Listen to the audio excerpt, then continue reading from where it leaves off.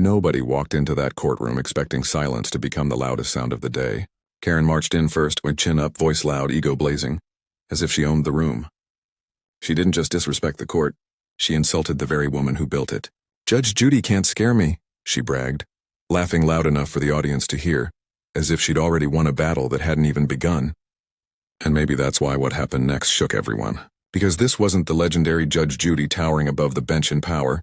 Not today. Today she sat quiet. Almost too quiet. Like someone doubting she even needed to respond. For a moment she looked like the underdog in her own court, a woman underestimated in the one place she made famous, and Karen saw that calm as weakness. What she never understood was this: Judge Judy doesn't intimidate people with shouting. She destroys arrogance with silence first, and truth second. Before we dive into this incredible case, tell me in the comments where you're watching from. I love seeing where my viewers are around the world. And don't forget to hit that subscribe button so you never miss more unbelievable cases like this one. Now sit back, relax, and enjoy the video. But there was something else. Something no one in that room knew except one person. A detail hidden, waiting like a fuse nobody realized had already been lit. Karen thought she walked in with control. In reality, she walked into a trap she set for herself. And in exactly 47 seconds, the only sound she'd be able to make was silence. If you love stories where arrogance meets consequences hard, hit like right now and subscribe, because this courtroom lesson only gets sharper from here. The courtroom door hadn't even fully swung shut before Karen's voice filled the air again. Dripping with smug righteousness, she walked like the carpet rolled at her feet, like the walls themselves owed her attention. That confidence wasn't just confidence, and it was entitlement polished into armor. To her, Judge Judy wasn't an authority. She was a prop. A character in the little performance Karen believed she was starring in.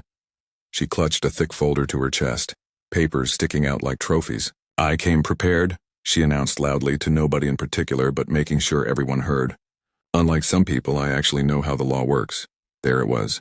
Not even 10 seconds in the room, and she had already taken aim. Judge Judy didn't flinch, didn't posture, didn't even tighten her jaw.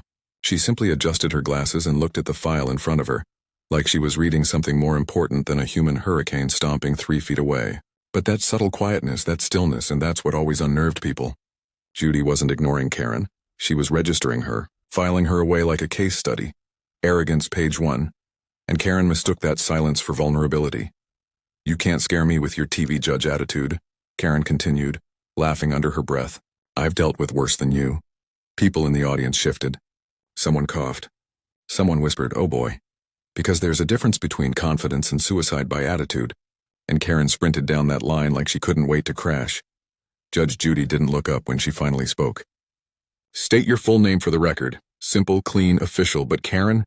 She heard challenge instead of procedure. "You already know my name," she snapped. "And don't talk to me like I'm stupid." A tiny pause. A ripple in the air. Judge Judy raised her eyes slowly, not irritated, not offended. Curious. Like a doctor examining a patient who just described a headache as an existential crisis. "You're not stupid," Judy replied, voice low, steady. "You're emotional." "There's a difference," Karen scoffed, rolled her eyes so hard they almost left orbit. That reaction? It wasn't just disrespect, it was fear wearing Defiance's costume. But she didn't know she was afraid yet. Her brain just felt something she couldn't process. A woman who didn't bow to her chaos. "Well, I don't get emotional," she barked. "I get results." Silence. A long, slow exhale from someone in the front row. Karen misread that too. She assumed it was awe, not warning. Judge Judy leaned forward just an inch, enough to let gravity settle. "We'll see." And that's when Karen took it too far. She slammed her folder on the podium, papers flying like wounded birds. "You think I'm intimidated because you wear a robe, please? Half the people who watch your show are just bored retirees and cats walking across remotes." The room froze. Time didn't stop. Dignity did. Someone gasped. Someone else whispered she must have a death wish. Judge Judy didn't react. Not with anger. Not with ego.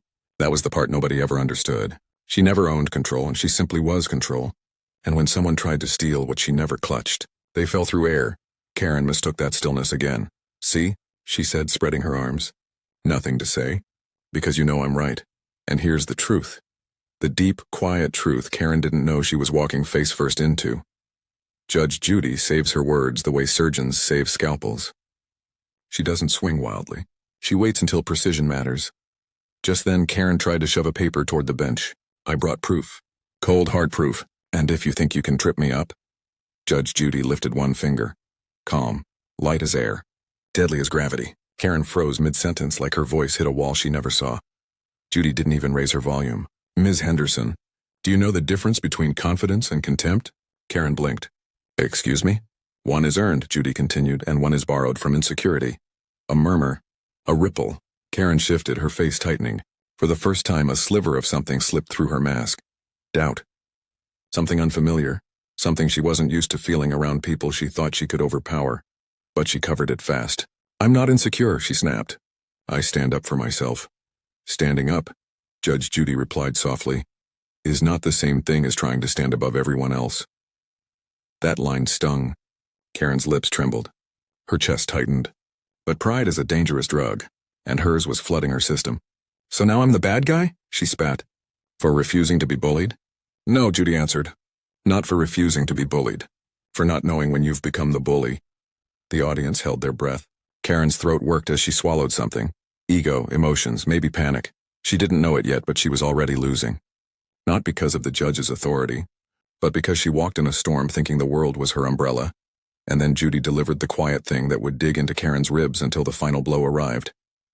Ms. Henderson, she said, voice calm as still water. I don't need to scare you. People like you defeat yourselves. Karen opened her mouth, but nothing came out. Not silence out of obedience. Silence because her brain couldn't find the next insult. 47 seconds.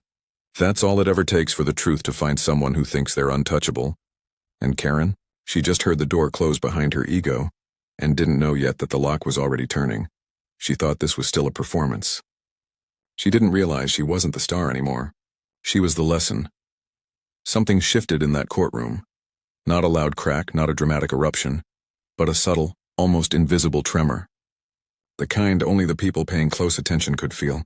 Karen still stood tall, chin raised, lips curled in that same stubborn sneer. But the ground beneath her confidence had just changed, and she didn't even know it yet.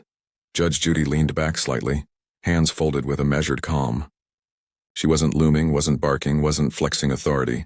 No, she did something far more dangerous. She waited, and patience, when used by someone like her, is a blade sharper than any raised voice. Karen misread it. As always. She saw silence and believed it was retreat. She saw calmness and assumed it was weakness. But there's a special blindness that only arrogance grants, and Karen wore it like makeup. Thick, smudged, obvious to everyone but herself. Well? Karen snapped, tapping her nails on the podium, trying to regain control she never actually had. Are you going to speak? Or do you need a moment to think? There was a hush in the room. Not fear, but anticipation. A courtroom full of people watching a woman dig her own grave one breath at a time. Judge Judy finally blinked, slow and deliberate, like she was resetting the atmosphere. I speak when there's something worth replying to, she said. A soft gasp traveled across the seats like wind. Someone's grandmother in the back actually whispered, "Oh my." Karen swallowed.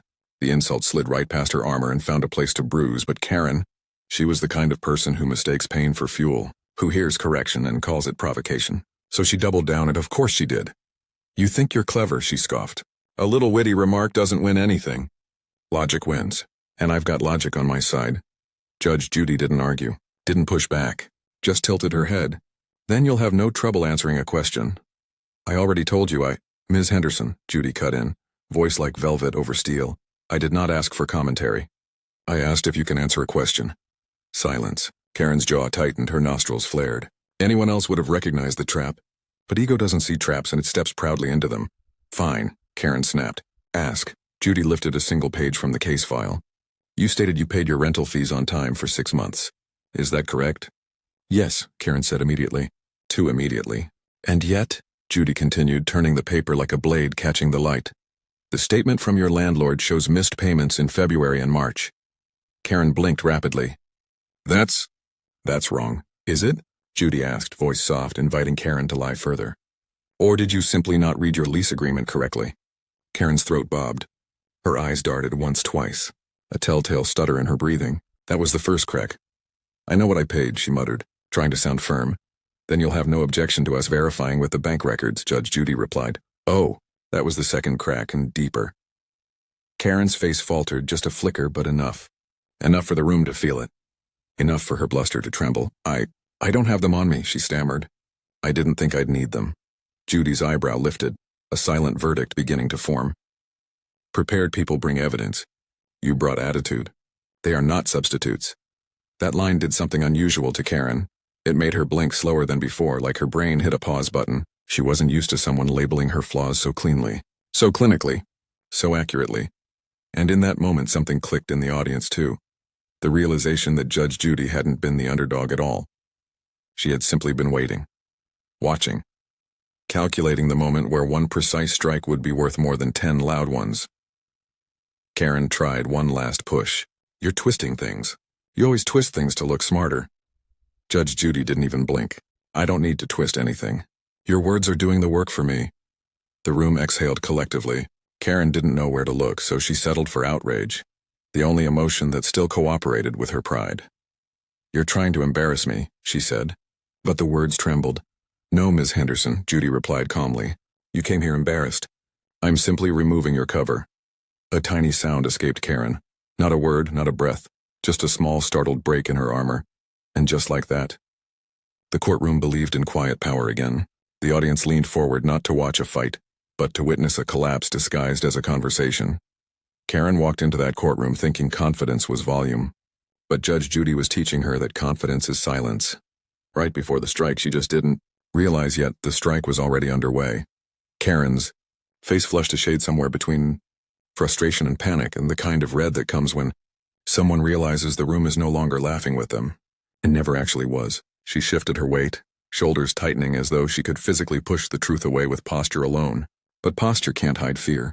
It only magnifies it. Judge Judy didn't move, didn't blink, didn't breathe louder or lean forward or hold power in any dramatic way. She simply existed, and that alone felt heavier than Karen could handle. The courtroom sat in stillness, a kind of quiet that didn't just silence Karen as it exposed her.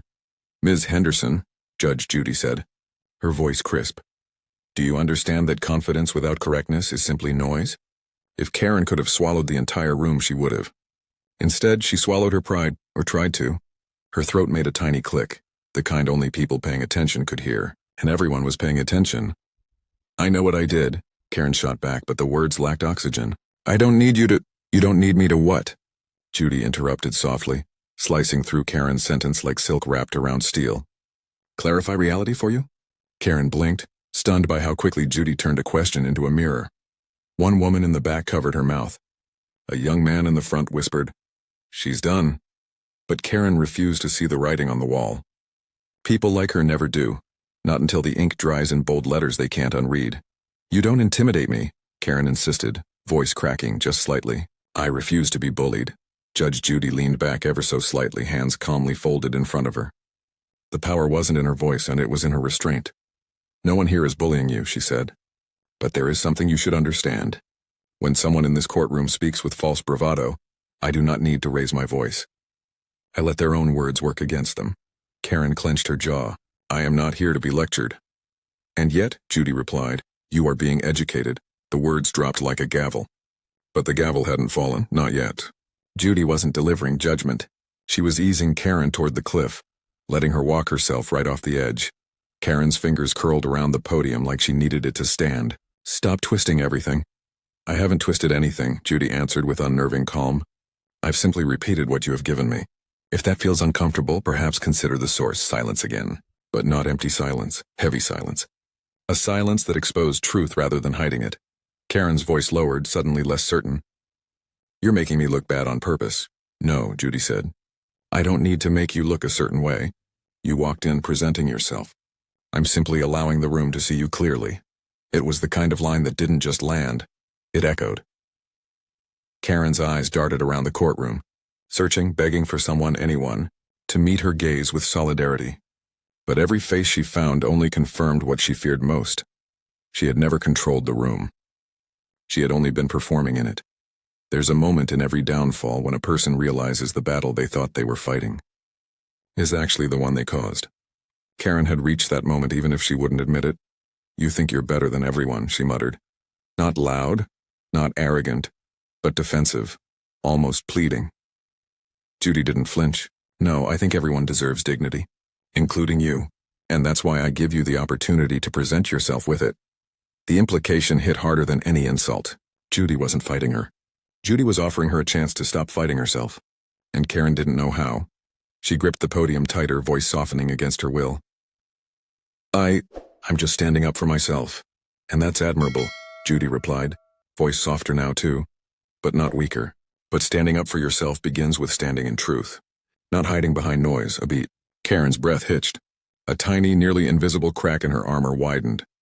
Judy watched it, not cruelly, not triumphantly, but knowingly. She had seen this before, so many times. The moment arrogance discovers it isn't strength at all, just fear dressed loudly. Then Karen whispered, almost to herself, "I'm not wrong."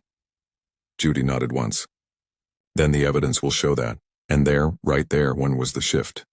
The emotional gravity flipped. Karen stood in the spotlight, she demanded. Only now she could feel the heat. For the first time, Karen wasn't speaking to Judy. She was speaking against the silence. And losing, the room waited. Judy waited. Even Karen waited, but for her confidence to return, but instead, fear arrived first, and everyone could see it. There comes a moment, small, almost invisible, when a person realizes they're no longer fighting someone else. They're fighting gravity, and gravity always wins. Karen didn't feel herself falling yet, but everyone else in the room already saw it. It showed in the way her shoulders sank just slightly, the way her bravado thinned, the way her words no longer echoed but dropped flat, lifeless on the floor. Judge Judy sat poised, chin raised, eyes steady. Not a general ready for battle, but a surgeon ready for precision. No wasted motion, no wasted breath. Power didn't need to announce itself. It simply was. Karen tried to break the silence again, but this time her voice lacked the fire it once carried. "You're trying to humiliate me." Judy blinked once, slow and deliberate. "No, I am giving you the dignity of clarity." "What you do with that clarity is up to you." That was the problem. Clarity terrifies people who built their identity on noise. And Karen suddenly had no noise left to hide behind. She wanted desperately to fight back, to throw insults like lifelines, but her tongue felt heavy, her thoughts muddled. Like arrogance had abandoned her right when reality arrived. "I'm not scared of you," she whispered, as if trying to convince her own pulse. "Good," Judy replied calmly. "Fear isn't necessary. Awareness is." The audience leaned in, not to see Judy's power, but to witness Karen's unraveling. Some moments don't belong to the victorious. They belong to the defeated because collapse is louder than triumph. Karen opened her mouth, then closed it again. A pause, a flicker of panic. That was the first second. Judy didn't raise her voice, didn't smirk, didn't savor control. She simply let Karen sit in silence, because silence is where truth breathes, and ego suffocates. Karen finally forced words out, but they stumbled like she'd forgotten how sentences worked. I know what's going on here. You're trying to intimidate me." Judy's gaze didn't move. No one can intimidate a person who truly stands in truth. Second number 12. Karen's throat tightened. She remembered the folder she slammed earlier, her so-called evidence. And in a frantic burst of desperation, she yanked papers out and waved them like a flag no one asked to salute. "See? These show—" Judy raised one hand, palm facing down, small, calm, a gesture that stripped oxygen from the air. "No more performances. Just answer a single question clearly." Karen froze. Everyone froze. A single heartbeat echoed in her ears louder than any applause she once imagined. Judy leaned forward for the first time. Not to intimidate, but to anchor the moment in steel. "When you claimed you made every payment on time, were you stating fact? Or emotion?" Karen's mind raced for a weapon. Instead, she found mirrors. I made most payments." "Fact or emotion?" Judy repeated, quiet enough to sound merciful, sharp enough to cut bone. Karen's hand shook. Paper trembled. The arrogance that once wrapped her voice now strangled it. "Emotion," she whispered, that one word. It cracked the world around her, and in that crack her confidence bled out. 32 seconds. Judy nodded once. Just once. Approval without victory. Command without cruelty. "Thank you. Now let's try honesty again." Karen looked down, not at the papers, but at herself, as if seeing for the first time the shape ego had carved into her. She blinked hard, and for a fleeting moment she looked like a child who discovered fire wasn't magic. "It burns. 41 seconds. "You may continue," Judy said softly, without pressure, without humiliation. Just truth. Karen tried to speak, but her voice came out like air escaping glass. I don't know what to say." And there it was. The moment the fuse reached the powder. Judy leaned back again, reclaiming stillness like a throne. That is what happens when noise runs out and only truth remains.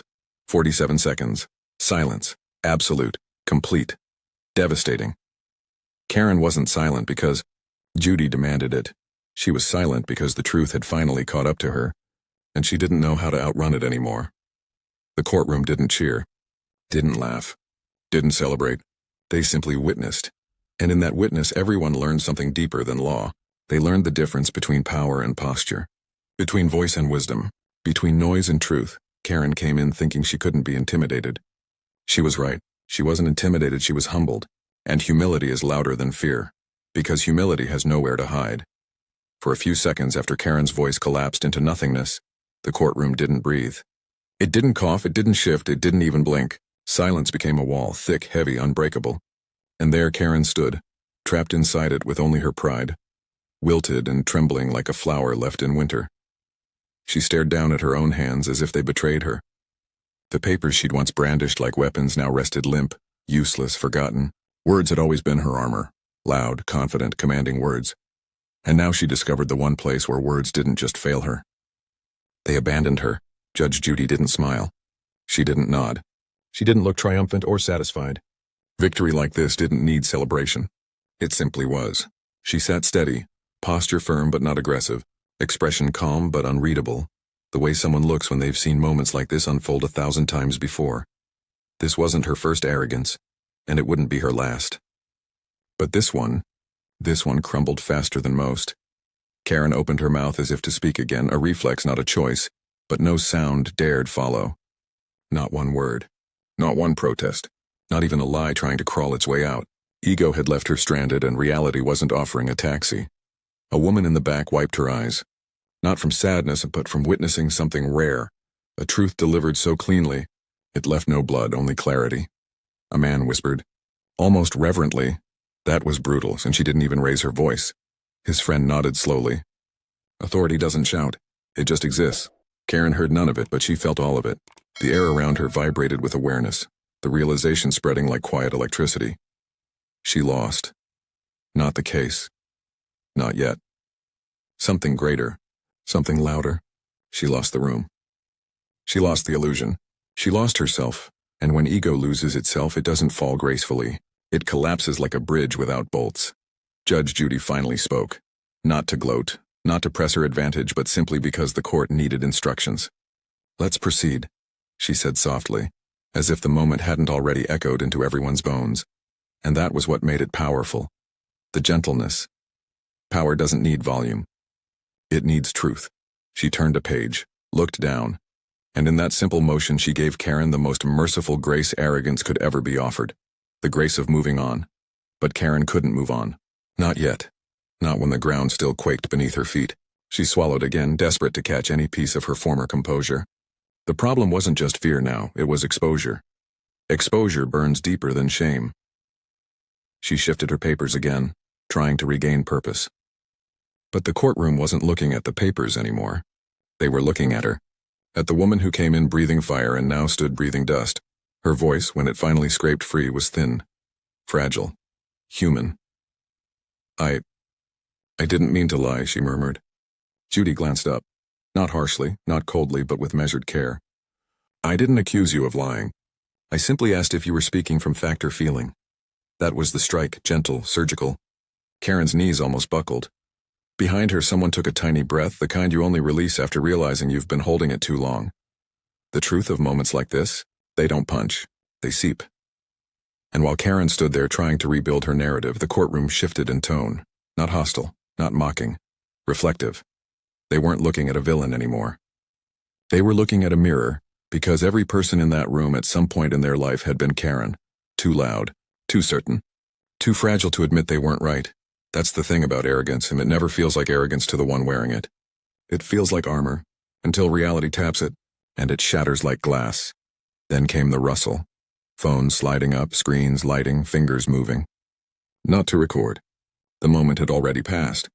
But to tweet, to text, to write the words no one could say out loud just yet. She thought Judy couldn't scare her. Turns out silence did. And in those screens, Karen's humiliation found new wings. It only took one person whispering, "TikTok is going to eat this alive," for the ripple to turn into a wave. Suddenly, Karen wasn't fighting Judy anymore.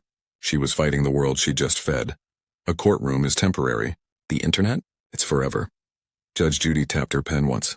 We'll take a short recess, she announced. No urgency. No victory. Just order. People stood slowly as if leaving a theater after a scene that hit deeper than they expected. The room buzzed now, not chaotic but reverent.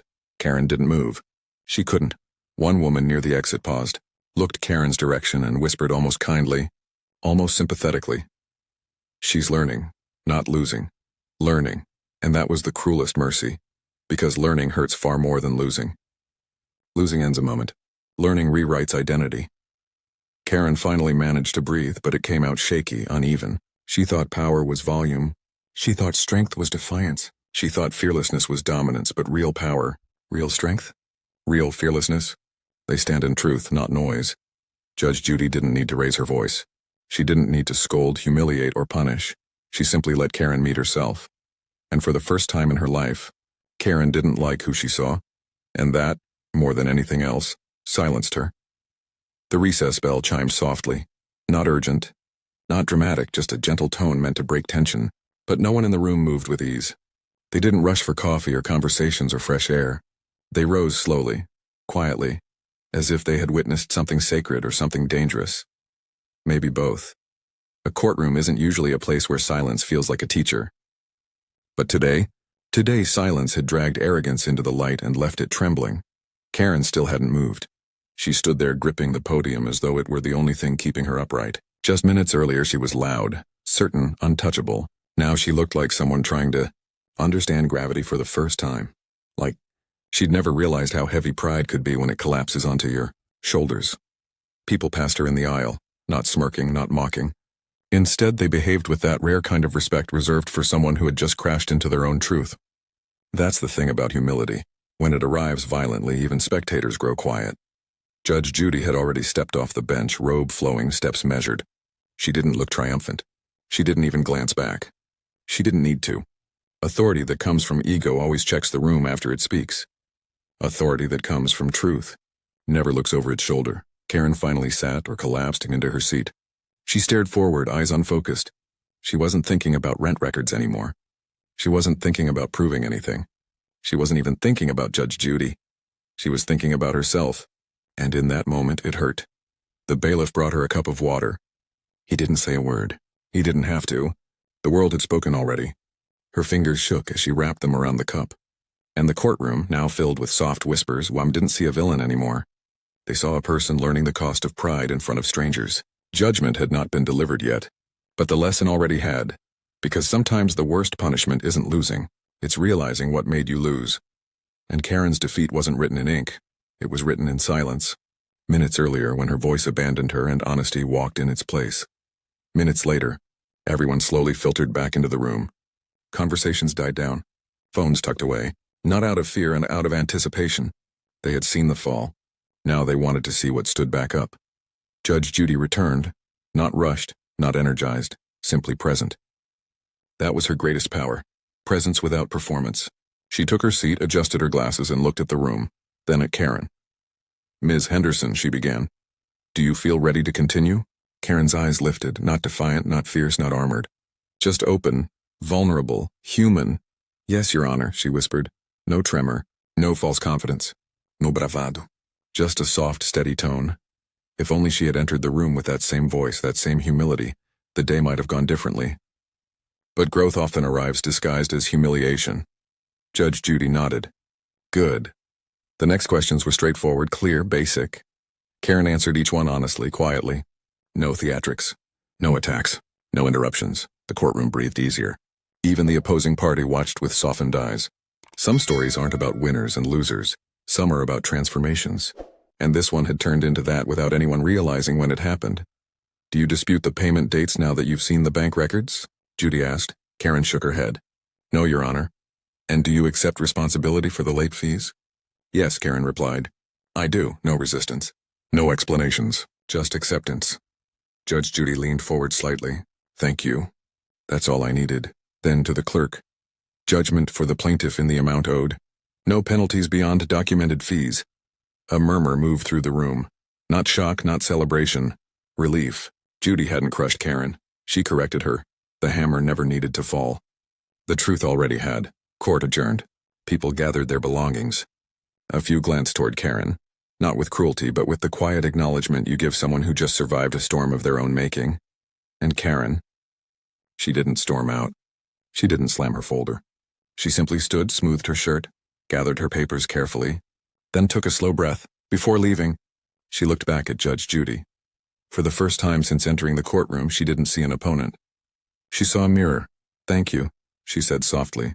2 words, no excuses, no sarcasm, just gratitude, born from a bruise that would heal stronger. Judy nodded once. Not warmly, not coldly, untruthfully. "Learn from this." "I will," Karen replied, and that was the most honest thing she'd said all day. She walked out. Not beaten, not broken, just smaller in the right ways and bigger in the right places. Sometimes the harshest lesson becomes the greatest turning point. Sometimes silence isn't punishment, it's permission to change. And as she exited that courtroom, she carried no more armor. Just awareness. Outside the courthouse, murmurs filled the air. Some replayed the scene, others debated what moment the shift happened. But one thing was clear, no one left unchanged. Clips had already begun circulating. Headlines already forming, comments already flooding in. People online weren't laughing, and they were reflecting. Because everyone had been Karen once. And everyone wished they had a Judge Judy moment before life humbled them harder. Karen didn't lose that day. She got something rare. A public defeat that birthed private growth. And the internet, instead of tearing her apart, unexpectedly respected it. Not because she never broke, but because she did and rebuilt herself in real time. Later in chambers, Judy removed her robe. Another case finished. Another lesson delivered. She didn't brag. She didn't boast. She didn't post quotes or collect credit. She simply continued, calm, steady, certain. Because real authority doesn't crave applause. It just moves forward. And in that courtroom today, she taught more than law. She taught leadership, humility, accountability, and the quiet strength of truth spoken softly. Karen never feared Judy. She feared herself, and by facing that fear, she left better than she arrived. That, not the judgment, was the real verdict. If you believe, respect beats arrogance, humility is strength, and silence can teach louder than shouting, then subscribe now and stay with us, because real power isn't noise and it's truth. And here we tell stories that remind the world of it. Comment humility wins if you felt this lesson, and I'll see you in the next courtroom story, where ego steps in, and truth walks out with the verdict. The courtroom was unusually loud that morning. Cameras humming, whispers rippling through the gallery, the faint buzz of people expecting another viral moment from television's toughest judge. But no one, not even the producers who had seen hundreds of cases unfold before her bench, expected what was about to happen. Because this wasn't just a case about a parking ticket or a barking dog. It was the morning a woman walked into Judge Judy's courtroom and decided to challenge the very woman who wrote the playbook on courtroom authority. Her name was Karen Whitmore, a self-proclaimed law professor from California State University. At least that's what she claimed. She strutted through those double doors with a confidence so thick it almost fogged the air around her. Her heels clicked like punctuation marks, each one announcing she wasn't here to lose. Before we dive into this incredible case, tell me in the comments where you're watching from. I love seeing where my viewers are around the world, and don't forget to hit that subscribe button so you never miss more unbelievable cases like this one. Now sit back, relax, and enjoy the video. When she reached the defendant's table, Karen dropped her bag loudly, adjusted her floral blouse, and smirked toward the camera. "I've studied law for years," she said to no one in particular. "Let's see if she can keep up." The audience exchanged looks, nervous laughter followed. Judge Judy hadn't even entered yet, and already the temperature in the room was rising. A bailiff leaned toward a producer. "She doesn't know who she's talking about," he muttered. The producer chuckled quietly. "Give her 5 minutes." Then the side door opened. Judy entered in calm, quiet, eyes sharp as glass. But for once, she didn't look like the force of nature viewers were used to seeing. Her steps were slower, her robe slightly looser, her expression unreadable. To the audience, it looked like age or fatigue, but to those who'd watched her for decades, that calmness was something else. The silence that came before a storm. The kind of silence that doesn't mean weakness but readiness. Karen didn't stand when Judy entered. She kept scrolling on her phone. A small act, but in that courtroom it was blasphemy. Judy looked at her. No words, just a glance, and then sat down. Papers shuffled. Cameras zoomed. And then in that clipped, unmistakable tone that made her a household name, Judy said, "Let's get started." Karen smirked again. "Before we begin," she said, interrupting immediately, "I just want to clarify that I'm a law professor. I teach civil procedure and constitutional interpretation, so I might need to correct a few things as we go." Her voice was syrupy but edged. Every syllable dipped in arrogance. The courtroom froze. Even the camera operators hesitated, uncertain whether to zoom in or pan out. Judy leaned back slightly, her hands folded. Her expression didn't change. No frown, no smirk, nothing. "That's fine," Judy said calmly. "But you'll remember whose courtroom this is." Karen tilted her head, unimpressed. "Oh, I'm sure. I've seen the show. I just don't always agree with your methods. That one line must suck the air out of the room." The audience gasped. Somewhere in the back, a reporter from the local paper began scribbling notes.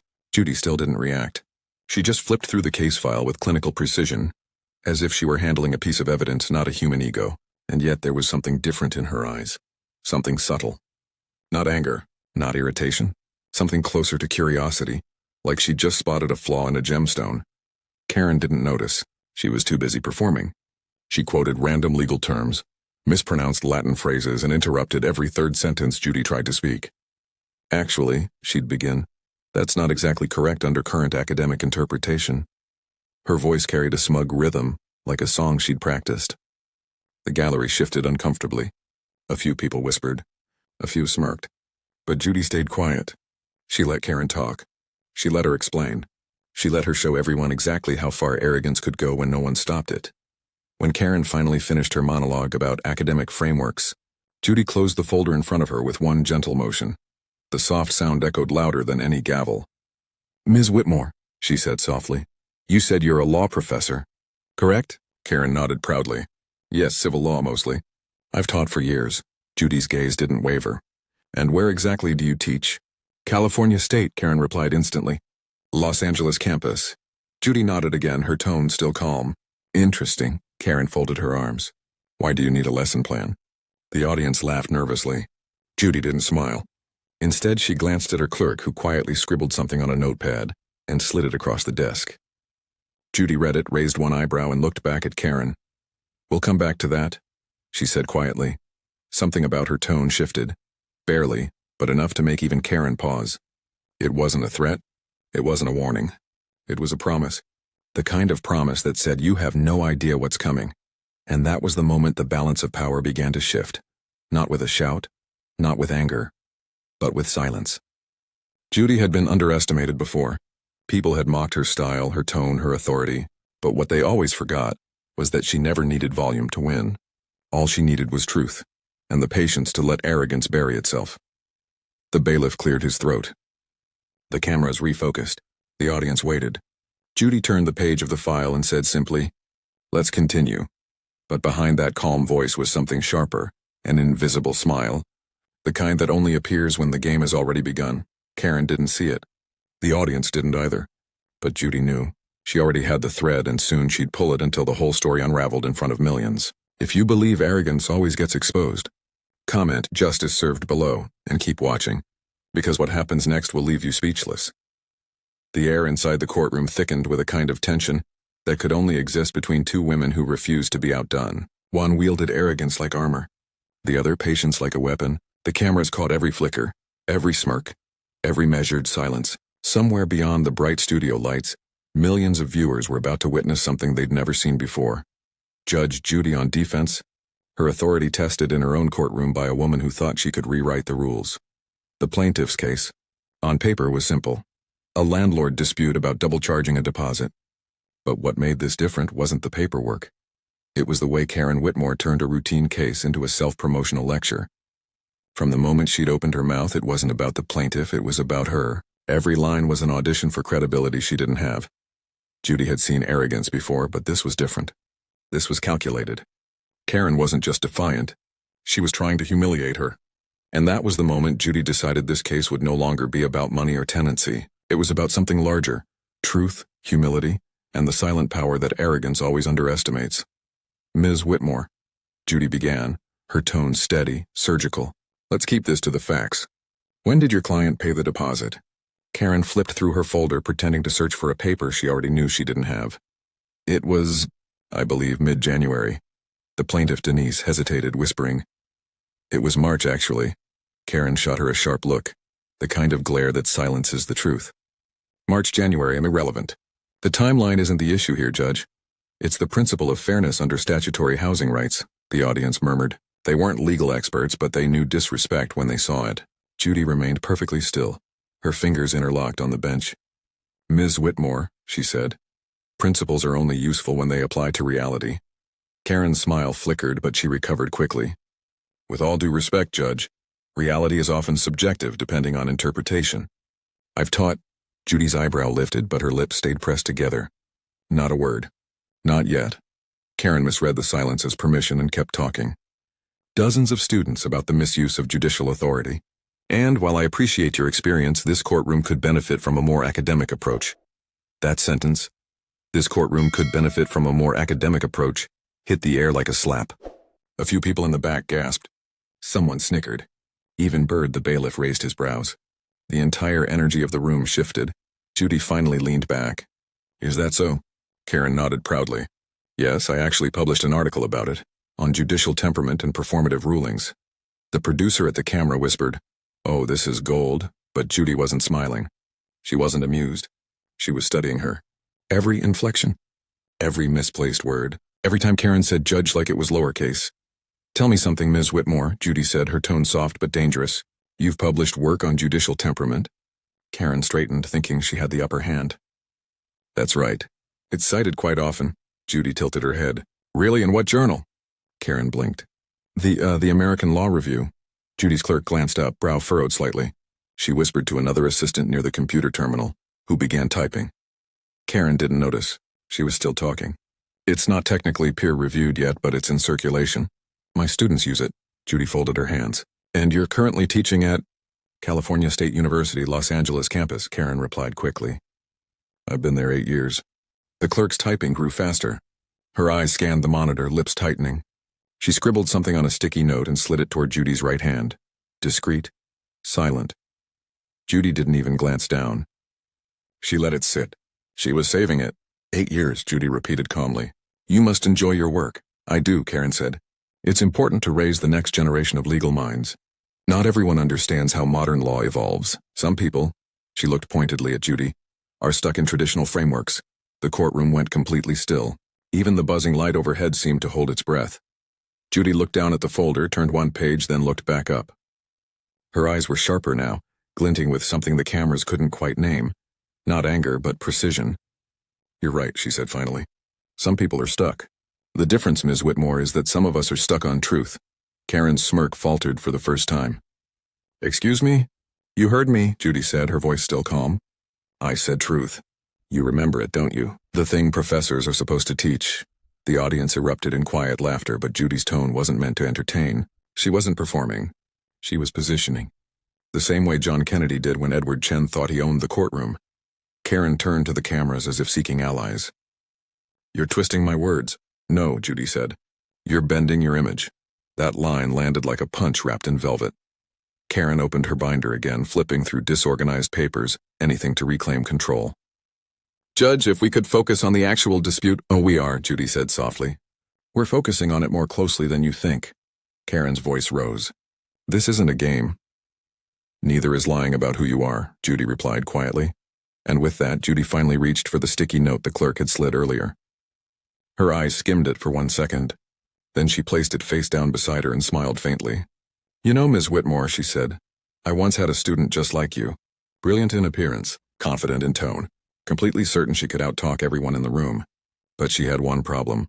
Her facts didn't exist. Karen stiffened. Are you implying? I'm not implying anything, Judy said. I'm simply saying I recognize the type. The crowd's energy shifted again, from amusement to suspense. Everyone felt it. Something was coming. Judy wasn't done. She was waiting. Watching. Giving Karen the exact amount of rope she needed to hang her own claim. Karen's voice cracked slightly. I have nothing to hide. Good, Judy said softly. Then you won't mind if we check. Karen blinked, caught off guard. Check? Your credentials, Judy said. You've repeated your title 5 times now. You teach law, correct? You said it yourself. 8 years at California State University. Karen nodded slowly, unsure if this was a trap or a test. That's right, Judy looked toward her clerk. Please verify the faculty list for that university. Public record. Shouldn't take long. Karen laughed nervously, waving a hand. You don't need to do that. It's all online. Judy's eyes narrowed slightly.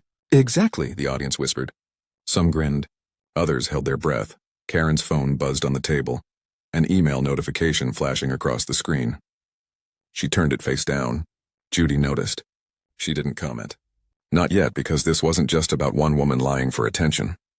This was about something deeper, the illusion of authority. The modern arrogance that hides behind credentials, applause, and titles. And Judy, for the first time in a long time, was letting someone else think they were in control just long enough to expose the truth.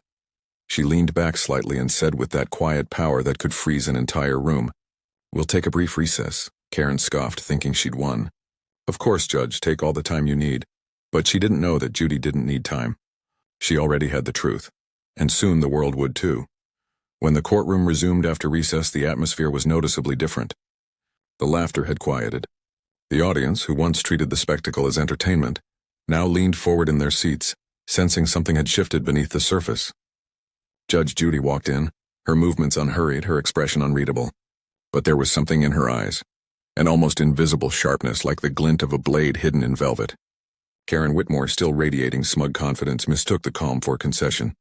"Welcome back, everyone," Judy began. Her voice was even, but its precision could slice through steel. "Before we continue with arguments, I'd like to revisit something from before the break." Karen crossed her arms, lips curling slightly. "Of course, Judge, I'm glad you had time to review my notes." Judy looked up slowly. "I didn't review your notes, Ms. Whitmore, I reviewed you." The room went dead silent. The plaintiff blinked in confusion. Even Bird, the bailiff, straightened subtly as if he'd just caught the scent of a storm.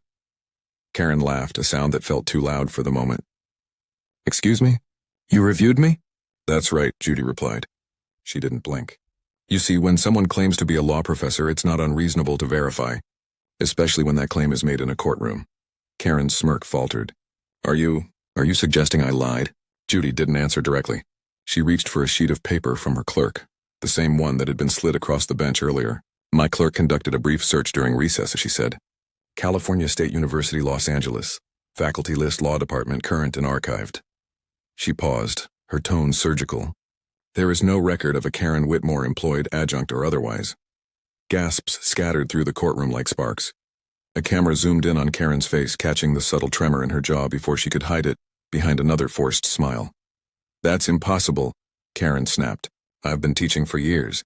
Maybe the database hasn't been updated." Judy leaned forward, her elbows resting on the bench. "Then you won't mind telling us the name of your department chair? We can contact them right now." Karen blinked rapidly. "That's not necessary. I've been on sabbatical. They might have temporarily removed my name." Judy's tone didn't rise, but the room felt smaller with every word. "A sabbatical," she repeated softly. "Yet you claim to have lectured just last week on judicial overreach. Do sabbaticals come with podiums now?" A ripple of laughter cut through the silence, sharp and quick. Karen's cheeks flushed. She tried to wave it off. "I guest lecture sometimes, all right. Universities rotate faculty." "Then name one," Judy said. "Any institution you've guest lectured at." "We'll check," Karen swallowed. The silence stretched so long it became heavy. Finally, she muttered, "You're really going to waste court time on this?" Judy didn't move. "Truth is never a waste of time, Ms. Whitmore, but lies? They tend to be expensive." That line hit like a quiet explosion. The audience exhaled collectively, a sound between awe and disbelief. For the first time, Karen looked uncertain, not because she'd been shouted at, but because Judy hadn't needed to raise her voice at all. "Judd," Karen stammered, "you're making me out to be some kind of fraud." I'm not making you anything," Judy cut in. "You're doing that just fine yourself." The plaintiff, Denise, who had been silent for most of the case, finally spoke up. "Ms. Whitmore, you told me you were a lawyer. That's why I let you represent me." Karen's head snapped toward her. "I am a lawyer." "Then show your bar card," Judy said flatly. Karen froze again. The audience was dead quiet now. Even the buzzing fluorescent light seemed to hold still. "I didn't bring it," Karen said finally, her tone tight. Judy tilted her head slightly, the smallest motion, but it spoke volumes. "That's unfortunate," she said. "Because without proof, this court can't accept your representation of the plaintiff in any form." Karen's eyes widened. "You're disqualifying me?" "No," Judy said softly. "You disqualified yourself." The audience gasped again. The courtroom now felt like a theater where every word was a carefully timed cue. Judy leaned back slightly, eyes still locked on Karen. "I've been in this courtroom long enough to know that arrogance often hides insecurity. But rarely have I seen someone so desperate for authority that they invent their own title." Karen's voice trembled. "You think you can humiliate me on television?" Judy didn't smile, but her tone turned almost gentle. I don't need to humiliate you. The truth already did. Karen slammed her folder shut. This is ridiculous. I don't need to prove anything to you. I know what I've accomplished. And yet, Judy said, Google disagrees. The audience broke into shocked laughter before the bailiff's raised hand silenced them again. Judy didn't move. She didn't even blink. The sentence had landed like a verdict. Karen's composure cracked visibly now, her breathing faster, her words sharper but less coherent. You have no right to investigate me. This isn't an investigation, Judy said. It's accountability. And if you truly were who you claim to be, you'd understand the difference. Karen's hands shook as she gathered her papers. You're going to regret this, she muttered. I doubt it, Judy replied. Because I already verified everything you've said today. Every claim, every title, every publication, none exist. Karen stared at her, speechless for the first time since she'd entered the courtroom. Then finally, Judy softened her tone, just slightly. You could have come in here as a person who made a mistake. You could have spoken the truth, and I would have respected that. But you chose to lie. To me, to your client, to everyone watching. And for what? Attention? Ego? Karen didn't answer. Judy sighed, looking almost tired now. Not angry, not triumphant, just disappointed. You see, Ms. Whitmore, arrogance always borrows confidence it can't afford. Eventually, the truth repossesses it. The silence that followed was total. The audience sat frozen, captivated not by the clash but by the calm aftermath of it, the quiet authority of someone who never needed to yell to win. Judy glanced toward her clerk. Please print the verification records and attach them to today's transcript. The clerk nodded quickly. Karen opened her mouth to argue, but no words came. She sank into her chair, her earlier bravado dissolving in real time. Judy looked at her one last time. Now, she said, shall we return to the actual case? Or do you need another recess to find yourself online? The audience laughed again, but beneath the humor was something deeper. Respect. The underdog had never raised her voice, yet she had reclaimed her courtroom, her power, and the truth, and this time, even the cameras seemed to know. Something extraordinary had just unfolded, and a quiet, elegant takedown that only Judy could deliver. The courtroom had changed. You could feel it. What started as a stage for arrogance was now a quiet chamber of consequence. Karen sat rigid at the defendant's table, her once loud presence shrinking into silence. Her hands trembled slightly as she reshuffled papers she no longer needed, pretending to read, pretending to still be in control. But everyone knew the illusion had cracked. The cameras captured every twitch of her lip, every nervous glance toward Judge Judy, who sat higher, calmer, and infinitely more powerful than before. But Judy wasn't done. She never struck once and left it there. When truth appeared, she gave it time to breathe, to expose every layer of deceit beneath it. That was her genius, not rage, not spectacle, but the deliberate, merciless patience of someone who knew that lies collapsed under their own weight. She looked down at her desk, where a small printed document waited, simple, unassuming yet lethal in what it confirmed. Her clerk had verified every detail Karen had boasted about. The teaching position, the journal article, even the supposed sabbatical. All false. There wasn't a single trace of her name in any faculty directory, publication archive, or state bar record. Judy had proof now, but she didn't raise it yet. She let the truth simmer just under the surface where arrogance still pretended it could survive.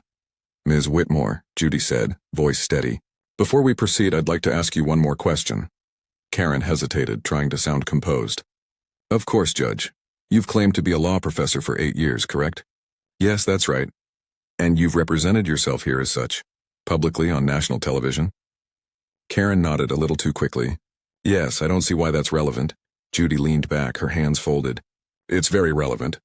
Because when someone presents themselves as an expert in this courtroom, the viewers at home, students, young lawyers, ordinary people, might believe them. They might think your words carry authority, and authority without truth is dangerous. The room fell utterly silent. That wasn't a judge speaking anymore, it was something larger. A moral warning disguised as a question. Karen tried to regain control.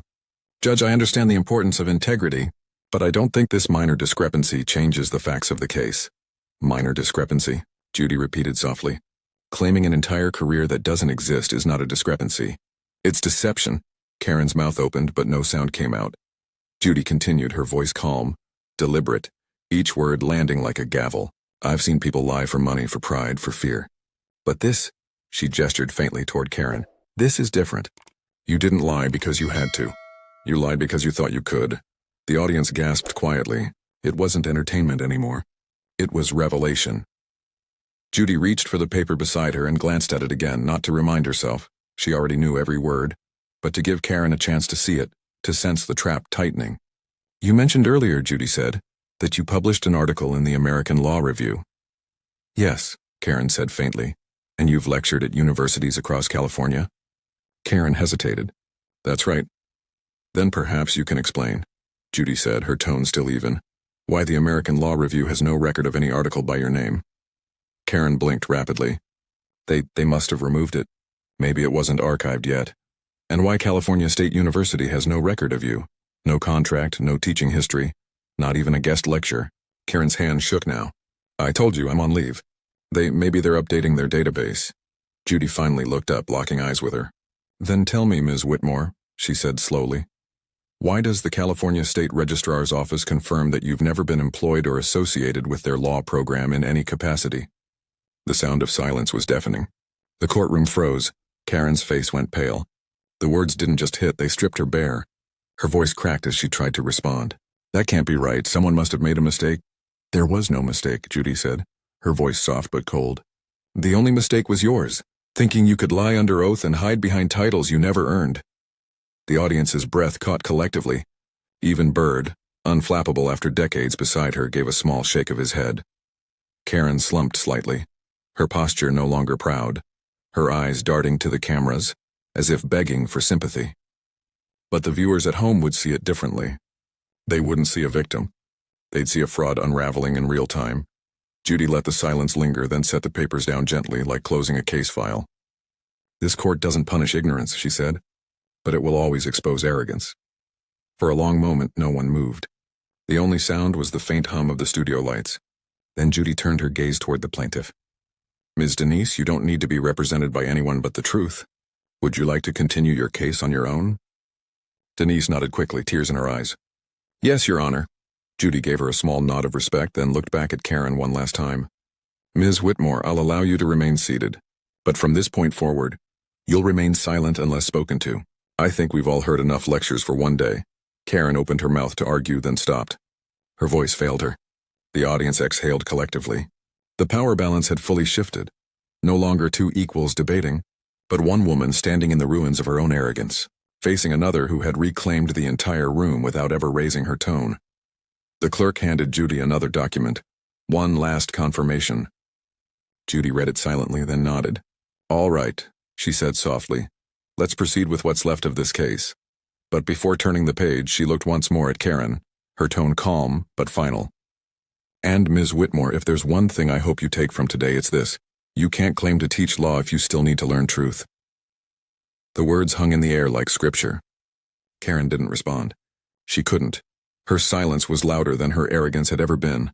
The crowd remained silent for a moment longer, then, almost involuntarily, applause erupted. Quiet at first, then growing stronger. Judy didn't acknowledge it. She didn't smile. She simply lifted her pen, ready to continue. For her, this wasn't victory. It was balance restored. And for everyone watching, it wasn't just another courtroom story. It was a reminder that truth doesn't need to shout to win. It just needs someone brave enough to let it speak. Judge Judy adjusted her glasses, glanced once at her clerk, and said calmly, "Bring up the university website." The clerk's fingers moved swiftly on the keyboard. Within seconds, the monitor on Judy's desk glowed with a search bar and a simple phrase typed in bold: "California State University Law Faculty Directory." The audience leaned forward, breath held. Karen tried to smile, but her lips quivered. Judy turned the screen slightly toward her. "Now, Ms. Whitmore," she said, her voice smooth as glass. "You said you've been teaching here for 8 years, correct?" Karen nodded nervously. "That's right." Judy's finger moved to the keyboard. The faint clicking echoed through the courtroom. She scrolled slowly, eyes following the names. "Interesting," she murmured. "I see Adams, Bennett, Clark. No Whitmore." She scrolled further. The silence became unbearable. "Let's try searching it directly," she said. She typed Karen Whitmore faculty. Nothing. Karen's voice cracked. Maybe it's under a different listing." Judy leaned back, voice now sharp enough to cut the air. "Different listing? Or different reality?" The audience gasped. Karen's facade shattered. Her hands trembled as she tried to explain, but Judy raised her hand slightly. No anger, just authority. "I've been in law longer than you've been pretending to teach it," she said softly. "And there's one lesson every real lawyer learns. The truth doesn't hide on page 2 of Google." The courtroom erupted in stunned murmurs. Karen slumped in her chair, eyes glistening. Judy closed the laptop, her tone final. "We're done here." And just like that, in a single quiet reveal, Judy didn't just win. She restored something that arrogance had tried to steal: respect for truth. The courtroom felt utterly different now. Lighter, yet heavier in meaning. The arrogance that had once filled the air was gone, replaced by something deeper. Humility, silence, and an unspoken respect for truth. The audience didn't whisper anymore. They watched, still processing what they'd witnessed. The camera zoomed in on Karen, her face pale, her earlier confidence erased. She wasn't the professor she'd claimed to be. She wasn't even a legal expert. She was just a woman who had built her identity on a lie, and watched it collapse live, one Google search at a time. Judy leaned back slightly, her hands resting calmly on the bench. She wasn't gloating. She never did. There was no victory smirk, no satisfaction in destroying someone, only that familiar composure, the expression of someone who'd seen too many people think they could outsmart integrity and lose every time. "Ms. Whitmore," she said quietly, "what you've done here today is more than just an embarrassment to yourself. It's a reminder of what happens when ego replaces honesty." Karen looked down, unable to meet her eyes. "I didn't mean to—" "Yes, you did," Judy interrupted softly. "You meant to control the story. You wanted power without proof, but power without truth is an illusion." A faint murmur of agreement spread through the audience. Even Denise, the plaintiff, seemed to feel the gravity of it. She looked at Judy with admiration, not just because she'd exposed a fraud, but because she'd done it without cruelty. Judy didn't need to shout to win. She made the truth do the talking. Karen's voice broke. "I just wanted to be respected." Judy nodded slowly. "Respect isn't taken, Ms. Whitmore, it's earned. And it's only earned when you have the courage to be authentic, even when that truth isn't flattering." The words hit hard, not as punishment, but as clarity. Karen wiped her tears silently. For the first time, she wasn't acting. The performance was over. Judy looked at the clerk. "Please note for the record that the defendant misrepresented her qualifications. The court will proceed without her input." Then she turned back to Karen. "You may stay seated. Learn something. Because this moment isn't about punishment. It's about growth." The room stayed still. For a long, breathless second, the atmosphere was pure reflection. No cameras, no applause. Just truth echoing through wood-paneled walls. Finally, Judy spoke one last time, her voice soft but unforgettable. "The law doesn't just protect people from lies, Ms. Whitmore. It reminds us that every lie eventually meets its teacher." Karen lowered her head. "I understand, Your Honor." Judy nodded once. "Good, then maybe today wasn't a loss. Maybe it was your first real lesson." The cameras panned slowly over the courtroom. Judy calm, Karen humbled, Denise relieved. It wasn't just another case closed. It was a story about pride, truth, and the quiet authority of a woman who didn't need to prove she was right. She simply was. The courtroom was quiet again. The kind of silence that follows closure, not chaos. Karen remained seated, her eyes red but open, finally seeing what her arrogance had blinded her to all along. The truth hadn't destroyed her. It had simply removed everything false, and in that emptiness something real began to surface. Judge Judy stood slowly, gathering her papers. "This case is dismissed," she said, her tone calm but resonant. "But let today serve as a reminder, for everyone watching, that credentials can be forged, but character cannot." She turned her gaze toward Karen one final time. "And if you ever wish to teach law, start by learning humility. It's the first rule they don't print in textbooks." The audience erupted into quiet applause, not the kind born from spectacle, but from respect. Even the plaintiff, Denise, smiled softly through tears. The cameras captured every moment, Judy's calm exit, the faint sunlight spilling through the blinds, and Karen's silent reflection at the defendant's table. As Judy walked past the bench, Bird whispered, "Another one taught, huh?" Judy gave a small smile. "No," she said softly. Another one reminded, outside the courtroom. The world would soon explode with headlines. Fake law professor exposed on live TV. But none of that mattered to Judy. What mattered was that truth had spoken again, simply and quietly, the way it always does. Narration closed the story like a moral echo. Arrogance shouts, truth whispers, and when the noise fades, it's the whisper that remains. Because authority isn't power, it's honesty practiced under pressure. If you believe truth always finds a way to speak, no matter who tries to silence it, share this story, subscribe for more, and comment "Truth wins," because in Judge Judy's courtroom it always does.